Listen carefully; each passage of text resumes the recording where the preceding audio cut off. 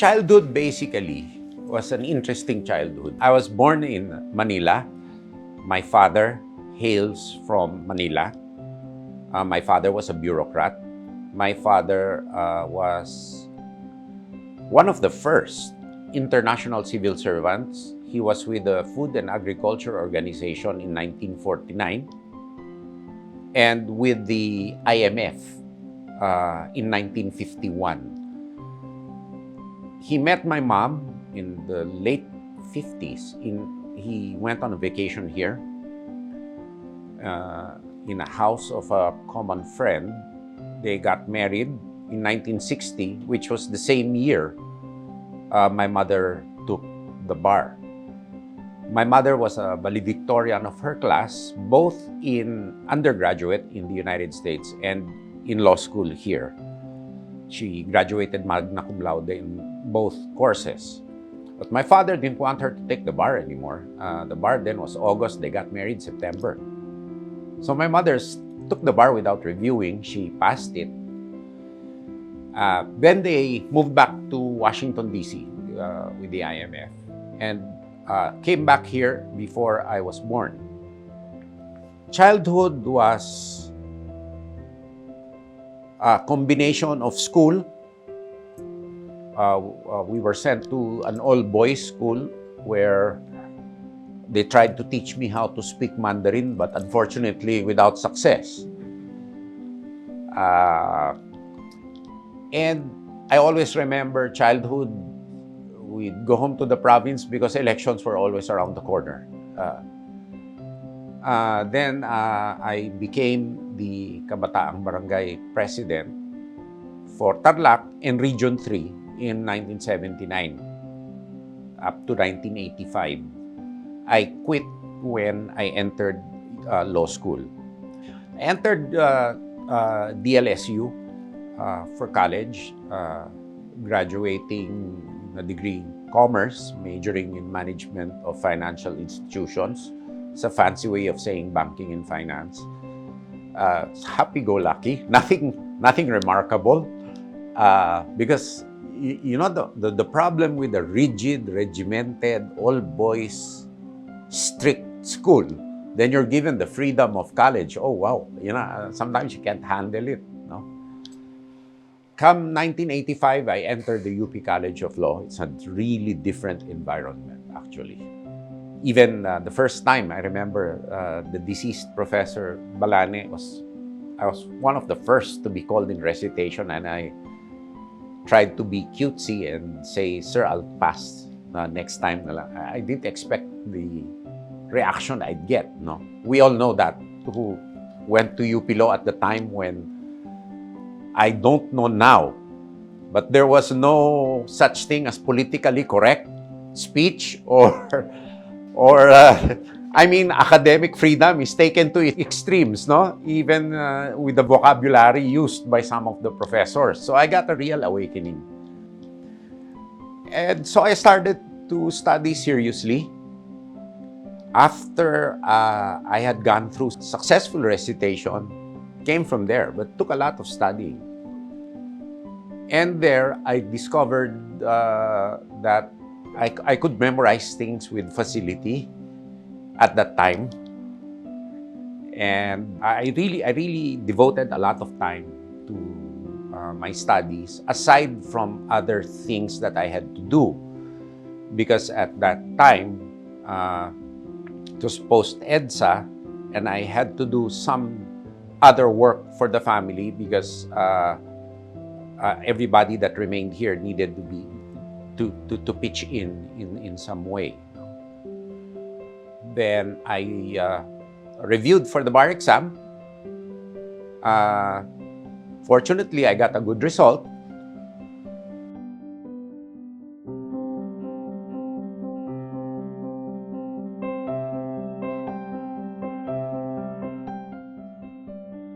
I remember my first working day, January 2, 1990. I was accepted as an associate of Attorney Estelito Mendoza in his law firm. And I stayed for 4 years. Then I took my LLM. in Harvard University. I wanted to discover some opportunities wherever in the consulting field, in investment banking, or international lawyering somewhere else in other jurisdictions. But then the call came that the position of congressman for the first district of Tarlac would be vacant. And so I got a call from the NPC, and I ran for that position. I was elected as congressman and stayed there for 3 terms. Now, on the end portion of our first term, the Estrada impeachment happened, and there was a change in the leadership of the NPC. I became the chairman of the executive committee of the NPC, and it was rewarding, although challenging, because the problem with the House of Representatives, there are so many positions only available, and the real challenge was how to balance between the third-termers and those who had finished their 3rd terms before and who were coming back as freshmen. That was the challenge. And so much so that I said, I'll just give all the committee chairmanships to my party mates that I could. I would not accept any committee chairmanship. So it was really, rather than legislation, I was managing the political party. Come 2007, I was offered the position of Secretary of National Defense. But in the meantime, I took my reservist obligations in the Philippine Air Force seriously. I attended the Air Command and Staff College, which is, at that time, there was no General Staff College. They changed it into a Command and Staff College. And then you take another course called the Joint Command College. No? I finished the Air Command and Staff course in the Philippine Air Force, and I took the Joint and Combined Staff Officer course, which was a hybrid because they were going back to the old GSC. So I was regularly reporting for annual active duty training. I was promoted to full colonel in 2003. And then, after that, go forward, 2007, I was appointed as Secretary of National Defense. I assumed on August 8th of 2007, and I left November 20 of 2009. I was supposed to resign earlier, but unfortunately, Typhoon Ondoy intervened, and it would have been unprofessional of me to resign in the midst of not only Ondoy, but Pepeng, and there were 3 disturbances, one after the other. So then after that, I joined the private sector.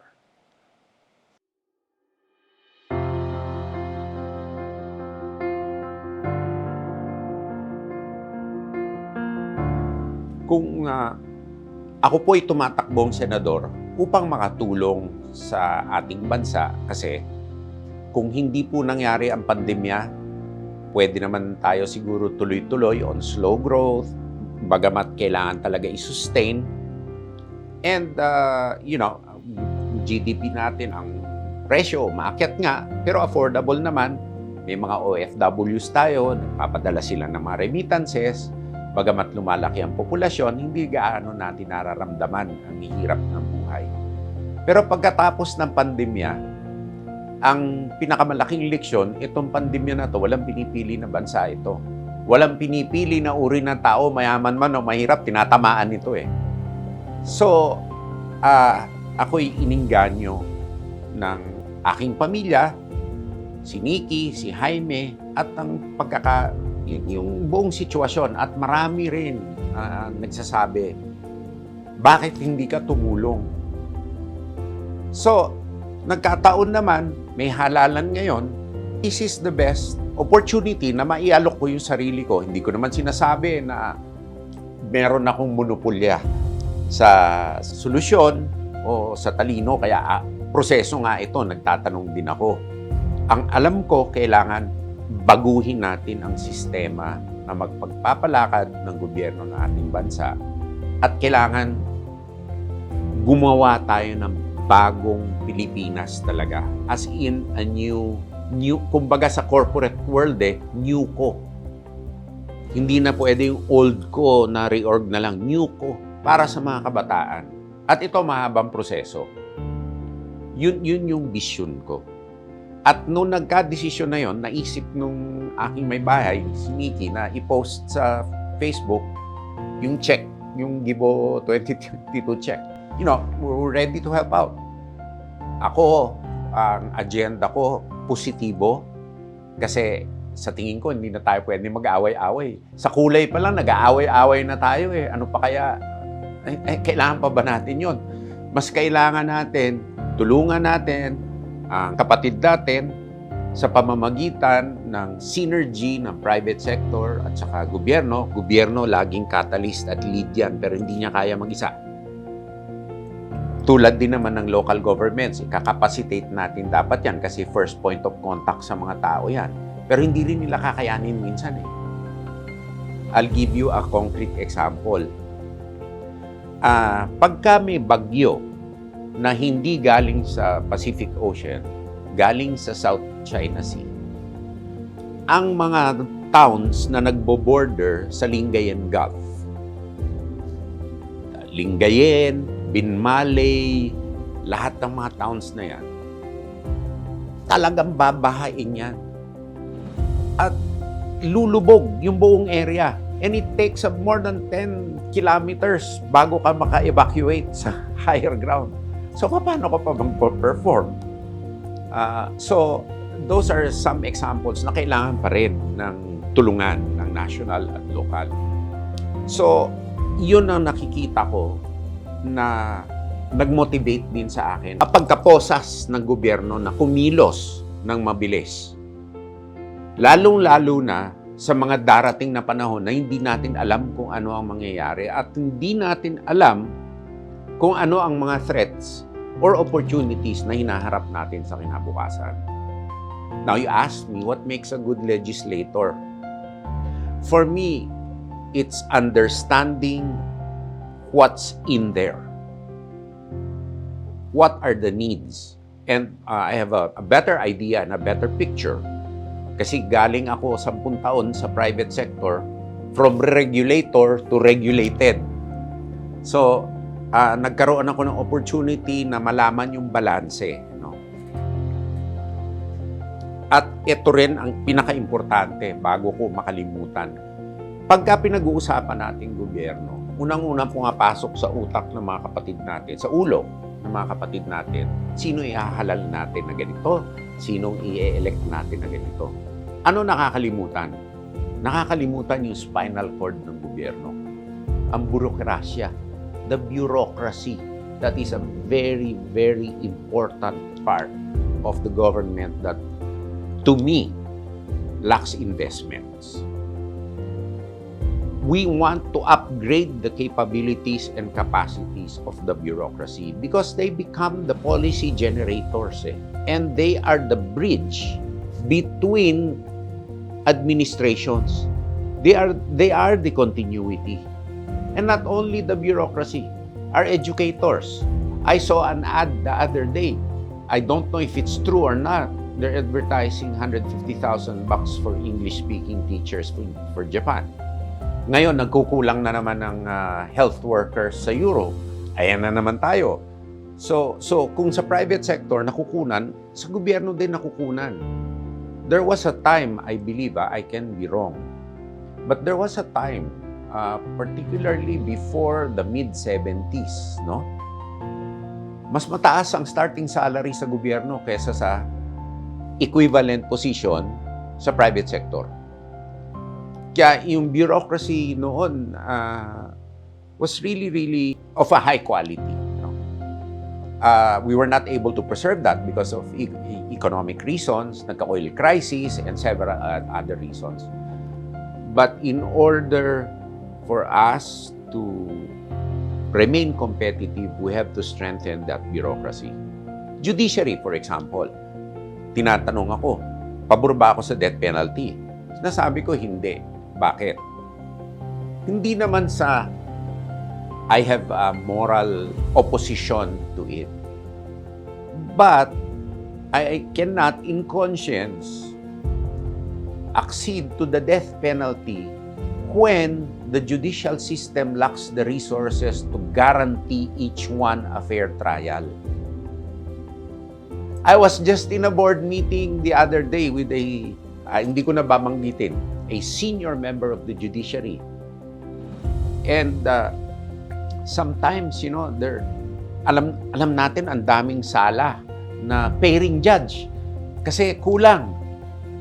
Ang ating National Prosecution Service, kulang din. PAW, kulang din.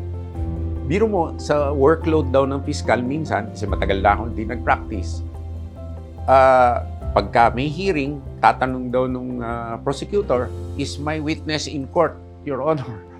Tapos tatayo yung tao. May I have 30 minutes to confer with the witness? So, how can you? Yun ang rason ko. Okay ako sa death penalty, pero you guarantee that the judiciary has even some reasonable basis of guaranteeing a free trial. And it doesn't mean to say merely giving a representation during hearings, but the ability to adduce evidence on your behalf as an accused. So, and that's also costly. So, balik tayo sa legislator. Knowing what's on the ground, knowing what can be done in the short term and in the long term,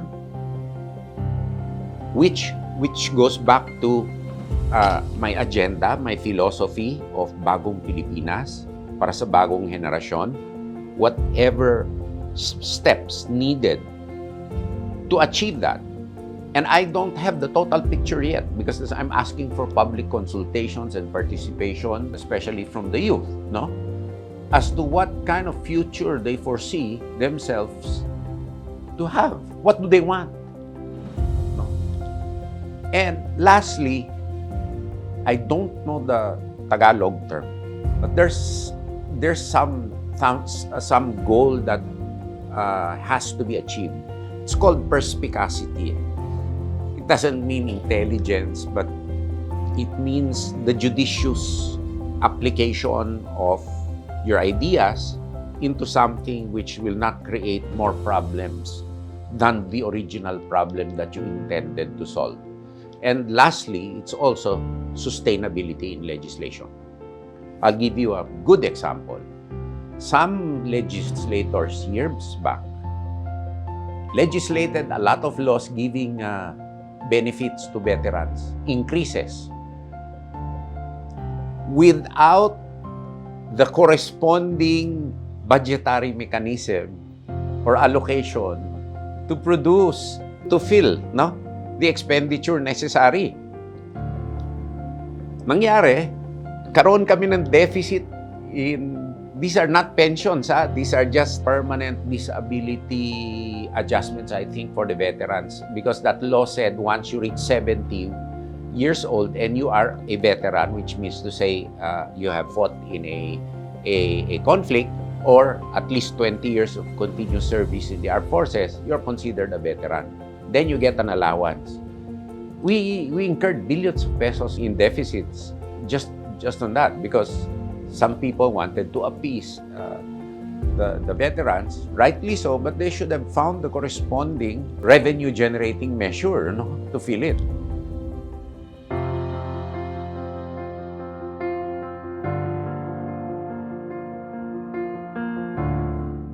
But sir, I just want to go back. One of my last few questions. You mentioned, if I'm wrong, slogan, your motto is Bagong Pilipinas, Bagong Henerasyon. Yeah, that was an inspiration that came into me one night. I was going to tape some informational videos, and then I thought about it, that this is perhaps what's necessary, a program to transform really. Because when the pandemic hit, the organizations I belonged to really transformed because we had to continue to operate. And if you didn't do that, oh God, basic public service, an important public service would have been denied to the public, and panic would have ensued, no? Fortunately, we were able to reshape the organization to meet the pandemic, no, in its early stages. So that also gave me an inspiration that why can't government should be that. Secondly, Singapore. Singapore is already re-engineering itself to live with the pandemic as endemic, and it's going to deal with it as a normal thing, if you could call it that, and just improve contact tracing. With us naman kasi, it's also a hospital bed capacity and area capacity issue. Like, for example, how can you tell people to social distance in an urban poor area? It's very difficult, especially when we consider our circumstances. Our country is slowly, population is growing.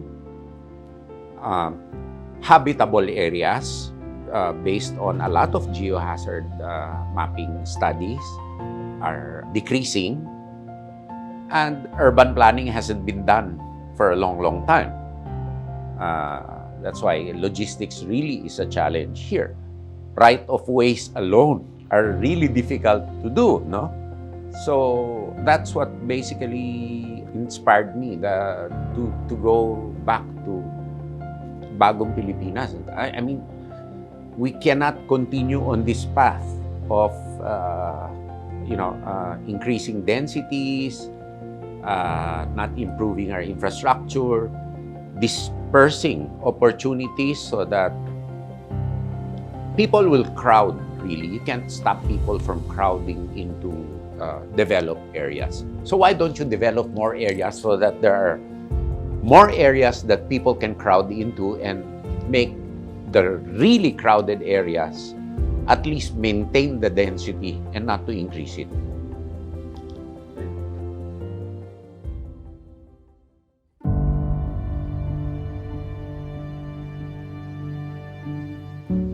Well, of course, Filipinos are naturally resilient. That's why they will survive any crisis. And hopefully, the young generation does not lose the value of kawang-gawa, bayanihan. No? I hope the individualism doesn't become so much as to overtake the values of, helping your neighbor.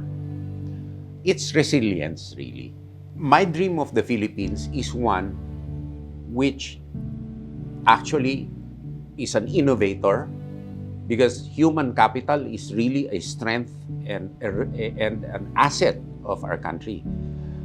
But we have to transform this human capital into something which is innovative, which creates emerging and disruptive technologies. And we can't do this on our own. No? Naturally, we have to have people who fill the demands of the job market. But on the other hand, we have to subsidize also R&D in this country so that we become originators rather than outsource destinations. That's the number one. Number two, for me, I'd like to see really more devolution of powers to hubs in several areas. That's the only way that you will stop the migration of people into our areas. Thirdly, we really have to invest in our digital infrastructure, hardware, digital architecture, and digital hygiene of our people too, particularly in government. I was in a highly regulated commercial establishment where we are very, very far advanced in our digital architecture on requirements of the government, and it's not cheap. But the state of the digital infrastructure of the government needs a lot of improvement, not only on the national security side, but also on the governance side. Well, Gibo Teodoro is a person who has gone through many things, who has gone through several phases in life, and right now is a person who really values his family, Nikki, Jaime, my wife and son. I value also my faith. But right now, I think my focus is, as with anybody that's been hit, of any country that's been hit by the pandemic, is one with a wish to help his country.